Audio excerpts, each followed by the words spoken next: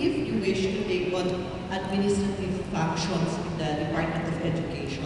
So good afternoon and thank you very much for staying with us. We're here to share with you our story of vocation. Yesterday, during the talk, I was also very energized kahit nakikinig yung mga classmates. Antes na todo, na ba yung mga co-teachers that are here?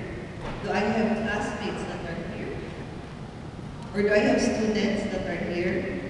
So anyway, good afternoon to you. Because yesterday I had two classmates with me and she really brought the house down. Yan sila yung mga revelation ni Amo. Matotalya kami at practical. Yan na si Ma'am Rose Chong as na mulay. How many of you here intended to be teachers? Can you raise your hands from the beginning? I'm sure ustedes ma'am, teacher na talaga.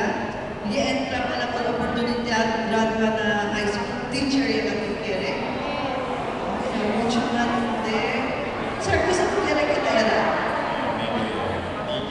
Engineer. How about you ma'am? Originally? Investigator? Oh my God! Thank you. How about you ma'am? I did not know at first that I wanted to be a teacher. Is that teacher? Because of original